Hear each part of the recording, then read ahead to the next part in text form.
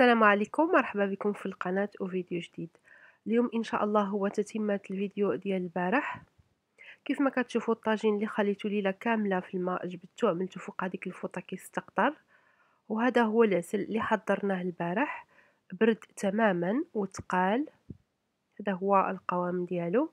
غنخويه في واحد العلب زجاجيه وغنحتفظ به حتى نحتاجه.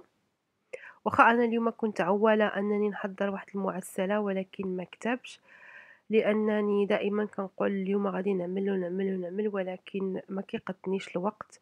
خصوصا دابا يلاه رجعت من السفر وباقا الدار مرونه وشحال من حاجه خصني نقادها، فما بقاليش الوقت. كنستسمح منكم ولكن ان شاء الله ضروري غادي نحضروا شي معسلات قريبا ان شاء الله.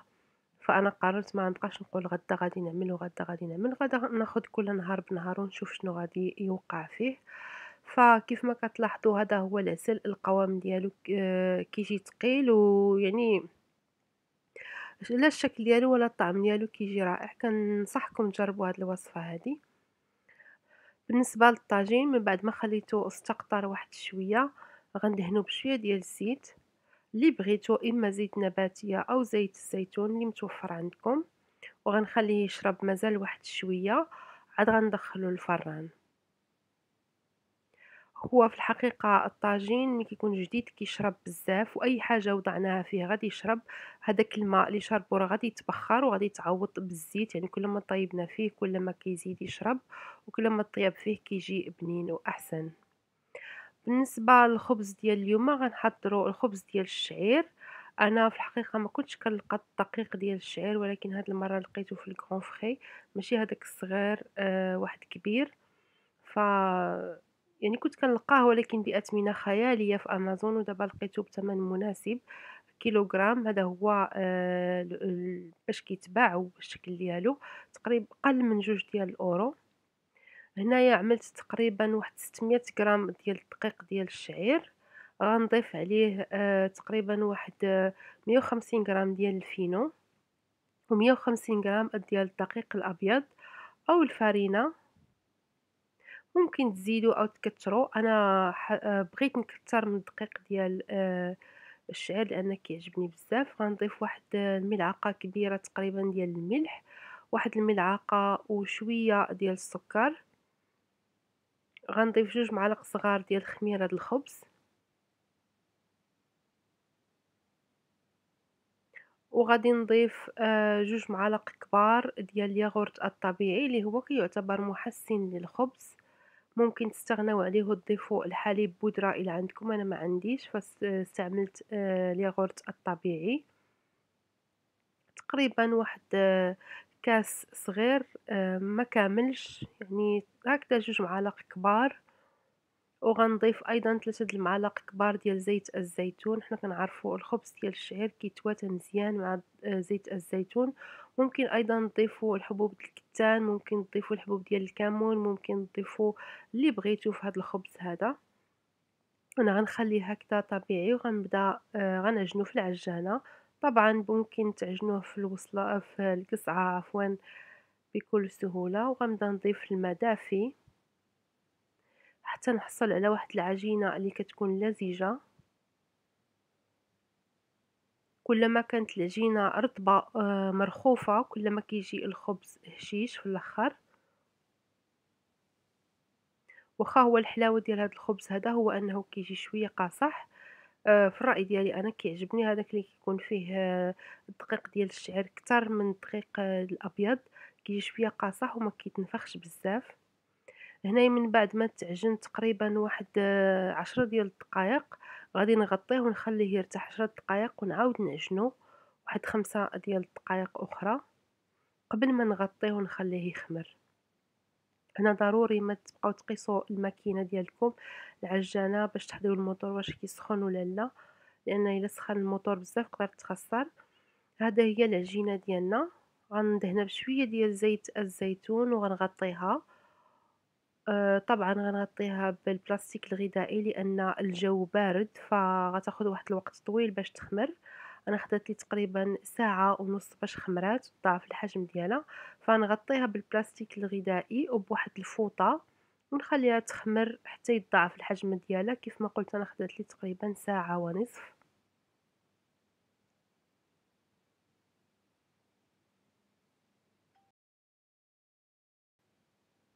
هنايا غنصاوب واحد الكيكات صغار، شعلت الفران يسخن على درجة حرارة 190 تقريبا. الطاجين كيف ما شفتو تقريبا تشرب هداك الزيت، غندخلو للفران اللي كيسخن على ودية الكيك باش يزيد يشرب هداك الزيت. وفي نفس الوقت غنحضر المسائل ديال الكيك. هنايا كندهن هاد القالب ديال الكيك بشويه ديال الزبده وغنرشو بالدقيق. الكيك هذا ساهل بزاف وكيجي لذيذ لا في الشكل ولا في الطعم ديالو. هنايا عندي 3 ديال البيضات، غنضيف عليهم كوب معياري ديال السكر ناقص واحد 2 معالق لانني نزين بالكونفيتور سكر كلاصي. غنطرب السكر والبيض حتى كيبيض الخليط وكيتضاعف الحجم ديالو. غنضيف ملعقه صغيره د الفاني، نصف ملعقه صغيره ديال الروح ديال الحامض. غنضيف كاس الا ربع ديال زيت نباتي، وقشور ديال حامضة كبيرة. غنضيف 2 معالق كبار ديال الياغورت الطبيعي.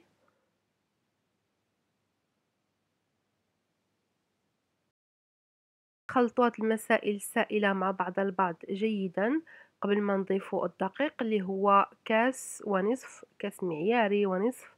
وغادي نضيف واحد القبصة ديال الملح ونصف ملعقة صغيرة من البيكنج باودر أو الخميرة الحلوى. غادي نضيفوا أيضا 2 معالق كبار تقريبا ديال الخشخاش أو البافو. هاد الخلطة هادي أو هاد التركيب يعني البافو، الحامض، الفاني وأيضا البلو بيريز كيتواتاو مع بعضياتهم بزاف ومعروفين كيستعملوهم، يعني يستعملوا في الحلويات هكذا اللي حلوة، حلويات اللي حلوة. كاينه شي حلويات ماشي حلوة. المهم كنخلطوا هاد البافو مزيان مع القشور ديال الحامض حتى كتندمج هاد الخلطة هادي. ضفت انا شوية د القشور د الحامض لان بان لي فحال الا بزاف لصقوا في هذيك الخلاطة ديال الكيك في العجانة، فضفت القشور ديال حامضة أخرى والعصير ديال حامضة مقدار 2 معالق كبار. وغادي نخلط مرة أخيرة قبل ما نضيف هذا الخليط هذا في المول اللي كيف ما قلت دهنته بالزبدة ورشيته بالدقيق. غنحاول ما نعمرش المول بزاف لان ما بغيتوش يعني هذا الكيك هذا ما بغيتوش يطلع بزاف، لانني غادي نقلبه ونزوقه من الجهه التحتيه. هذا المول هذا فيه واحد الفراغ، فيه واحد التجويف في هذيك التحت، بغيت نعمره بالكونفيتور فما بغيتش هذا الكيك هذا يتنفخ بزاف. ضفت ايضا الحبات ديال البلو بيريز وخرجت الطاجين من الفران. كيف ما كتشوفوا شرب الزيت مزيان. وغندخل الكيك غياخد تقريبا واحد 25 دقيقة على ما طاب، ونخلي الطاجين يبرد لانني غنستعمل الطاجين اليوم ان شاء الله اول مرة. الخبز ديالي صافي ها هو خمر وضاعف الحجم ديالو. وجدت شوية ديال البلبولة وشوية ديال الخرطال غنقرص بهم هاد الخبيزات هادو. كنضغطوا على العجينة باش كنتخلصوا من الهواء في الداخل ديالها، وكيف ما دائما غنقسم العجينة على جوج، وكل نصف غنقسمه على جوج مرة أخرى. غنستمر هكذا حتى نحصل على 8 ديال الكرات يكونوا متساويين في الحجم. غنشكلهم على شكل كرات ملساء. بما أن العجينة جارية بزاف غنستعين بالبلبولة اللي هي آه، الشعير مهرس، هي البلبولة. غادي نقرص فيها هاد الكرات هادو، غنخليهم يرتاحوا واحد تقريبا 5 ديال الدقائق قبل ما نبدا نقرصهم على شكل خبيزات. استعملت كيف ما قلت الخرطال والبلبوله اللي هي الشعير مهرس باش قرصت هاد الخبيزات هادو. ما عملت فيهم لا ماء لا والو لان العجينه لزجه فهي كتلصق. فيما بات لنا شي بلاصه كتلصق باقا ما مغطياش بالبلبوله او بالخرطال، كنغطيوها كنرشوها.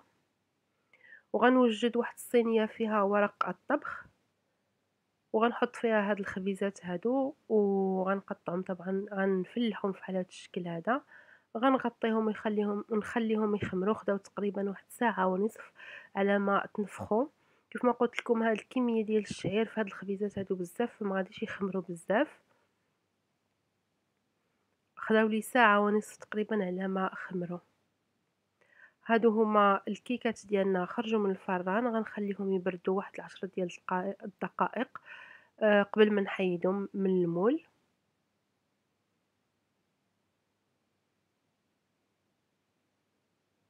غادي نستفهم في شي لاطة ولا في شي حاجة كتغطى. أنا دايمًا الكيك كنحتفظ به في هاد الطبسيل هذا حيت عنده الغطاية ديالو. غادي نزين هداك الفراغ أو هداك التجويف بشوية ديال الكونفيتور أو المربى. ممكن تستعملوا أي كريمة كتعجبكم تعملوها في الكريمة اللي كتعقد بحال الكريم باتيسير أو آمم، المهم كاينين بزاف ديال الكريمات كنشوفهم كيجهزوهم كيزينوا بهم الحلويات. أنا بغيت شي حاجة ساهلة لأنني ما عنديش الوقت بزاف، ودايمًا كنبغي يعني نعمل حاجة اللي متأكدة أنها غادي تواتى. فعملت شوية ديال الكونفيتور ديال الفرامبواز، وزينت بشوية ديال اللوز مجروش وشوية ديال سكر كلاصي. كنشاط لي شوية ديال العجينة أو شوية ديال الخليط ديال الكيك، عملته في هادوك ديال المافنز. ومن بعد ما طابو خدا واحد الوقت أطول من هادوك الكيك الصغير. دهنتهم بشوية د الكونفيتور وزوقتهم باللوز المجروش اللي حمرته شوية في المقلة، وغادي نزينهم حتى هما بشوية ديال السكر كلاصي.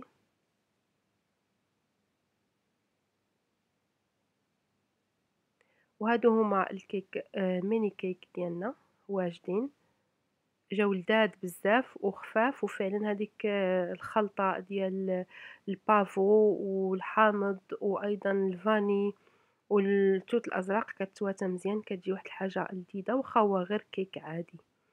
هنايا غنطيبو بالطاجين اول مره، او غنطيب انا بالطاجين اول مره. غنضيف واحد الكميه ديال زيت الزيتون تكون شويه زايده لان الطاجين باقي جديد وكيشرب مازال الزيت. وغنضيف واحد الكميه ديال الثوم، تقريبا جوج دروس ديال الثومه او فصوص ديال الثوم، وغادي نقليه. وغادي نضيف 3 ديال الحبات ديال الطماطم اللي قشرتهم حيت لهم الزريعه. دابا الطاجين ديالنا كلما طيبنا فيه كلما كتجي فيه الماكلة لذيذة، باقي كيتشرب الزيت وكيتشرب التوابل. مع الوقت غادي يولي اللون ديالو اسود، غادي ياخد واحد اللون ما يبقاش هكذا برتقالي، غيولي فحال الا مايل اللون مايل للون القهوي. انا ملي كنبغي نتفكر شي حاجه هي الحاجه اللي ما نتفكرهاش، عندي واحد المشكل في النسيان بزاف. المهم اللون القهوي او البني ها هو جا.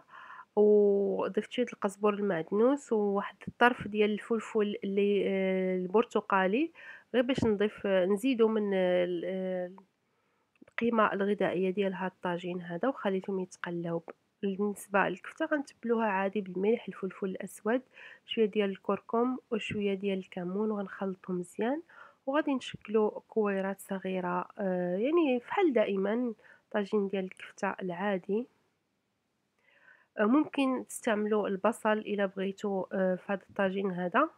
أنا عادة كنستعمل غير الثومة. من بعد ما تقلات الطماطم جيدا مع الثوم والتوابل القزبر المعدنوس، غنضيف الكرات ديال الكفتة، غنخليهم حتى يقبطوا راسهم وعاد نحركهم تيطيبوا من جميع الجهات. وايضا ضفت واحد جوج بيضات، غير بان لي هذاك الطاجين صغير ما غاديش يقد، فزيدت جوج حبات ديال البيض باش يقد. هذا هو الخبز ديالنا من بعد ما خمر دخلته الفران، طاب تقريبا خدا واحد 15 دقيقة في الفرن وخرجته. هذا هو العشاء ديالنا، طاجين ديال الكفتة، الخبز ديال الشعير. وحضرت واحد السلطة عادية الخضر الطازجة وواحد السلطة ديال البطاطا مشرملة. بما ان الزوج ديالي كان خدام في الليل فحطيت هاد الكيكات مع القهوة، وهذا هو العشاء ديالنا. كنتمنى الفيديو ديال اليوم يكون عجبكم واستفدتوا، واخا شي حاجه قليله. هاد الفيديو هاد الوصفات ماشي شي حاجه خارقه للعاده، ولكن هادو هما الوصفات ديال كل نهار. نقول لكم شهيه طيبه، وان شاء الله نتلاقاو في الفيديو القادم. السلام عليكم.